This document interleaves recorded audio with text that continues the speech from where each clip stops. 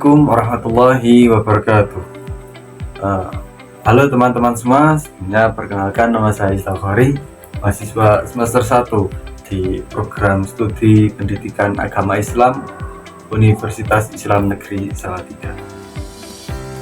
Ya, di sini saya akan memberikan sedikit penjelasan atau wawasan mengenai bagaimana sih ciri-ciri orang yang berpikir secara filsafat. Sebelum kita memasuki materi, ada baiknya kita memahami apa itu filsafat. Filsafat itu berasal dari bahasa Latin, yaitu filosofia, terdiri dari dua kata. Yang pertama philos, kemudian sophos. Philos itu berarti cinta, sedangkan sophos memiliki arti kebijaksanaan.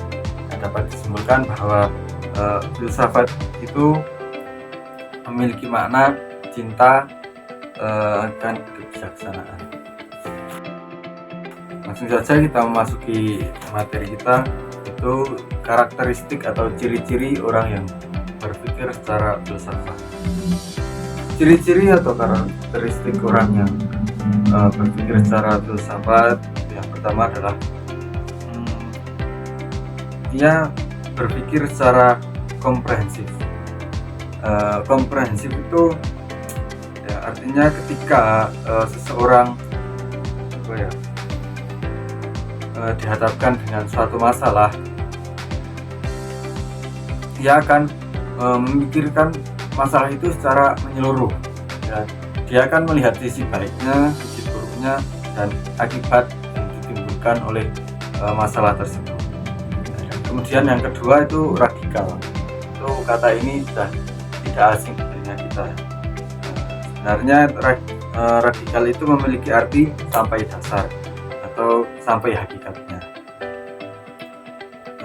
Apabila seseorang berpikir secara radikal, itu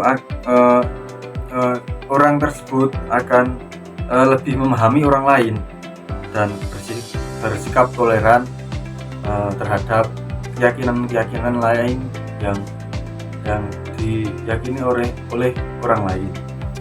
Kemudian yang ketiga adalah universal. Ya, untuk universal itu kata yang tidak terlalu asing bagi kita ya. Universal artinya terbuka atau ya, menyeluruh. Orang yang berpikir secara universal itu bisa bersikap lebih terbuka dan tidak egois. Terbuka ini dalam artian ia akan lebih bijaksana dalam menanggapi keyakinan orang lain. Kemudian yang keempat adalah sistematik.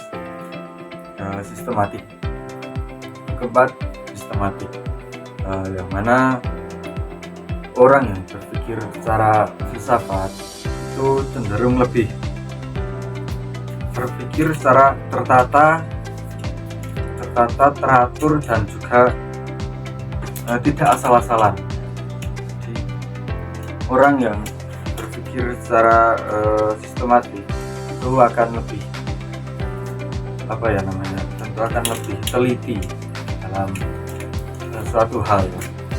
Dan ya akibatnya bukan akibat sih sebenarnya, dan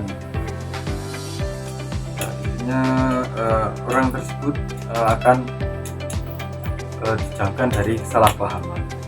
Yang kelima yaitu kritis. Itu artinya apabila seseorang mendapatkan suatu informasi baik dari media sosial atau dari mulut ke mulut, itu ia akan lebih memahami atau mencari informasi itu apakah benar, dan dia tidak akan memakan informasi itu secara mentah-mentah. Yang keenam itu adalah koheren. Nah, koheren itu berarti memikirkan hubungan atau keterlibatan antara hal satu dengan hal yang lain. Kemudian yang ketujuh itu konseptual. Orang yang berpikir secara filsafat itu apabila ia memikirkan sesuatu itu harus ada dasar atau pedoman supaya ya bisa ditanggungjawabkan lah.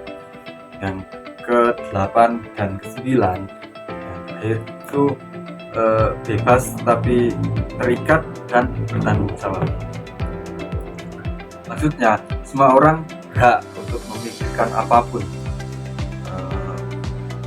tapi harus sadar dan memahami apa saja konsekuensi dari pemikiran tersebut, dan kemudian